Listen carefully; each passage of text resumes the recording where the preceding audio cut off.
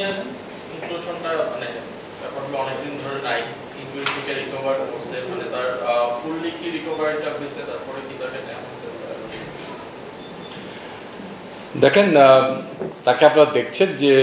তিনি অনুশীলনে ফেরত এসছেন এবং দল নির্বাচনের আগে আমরা একটা ফিডব্যাক নিয়ে থাকি ফিজিও প্লাস স্ট্রেংথ অ্যান্ড ট্রেনারের কাছ থেকে, এবং একটা লোড ম্যানেজমেন্টের একটা হিসাব আছে, সেই হিসাব করে আমরা যখন মনে করি যে কেউ খেলতে পারবে তখন সে ব্যাপারটা নিয়ে আরও বিশদ আলোচনা হয় টিম ম্যানেজমেন্ট, ক্যাপ্টেন সবার সঙ্গে, এবং সেই আলোকে আমরা মনে করছি যে তিনি একদিনের ক্রিকেট এবং T20 ফরম্যাট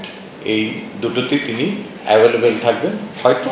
রেস্ট্রিকশন থাকতে পারে সব ম্যাচের জন্য, হয়তো না। মানে নাহিদরা নাকি স্কোয়াডে রাখা হয়েছে, আমরা দেখতে পাচ্ছি টেস্টে T20 সব ফরম্যাটে তাকে খেলানো হচ্ছে,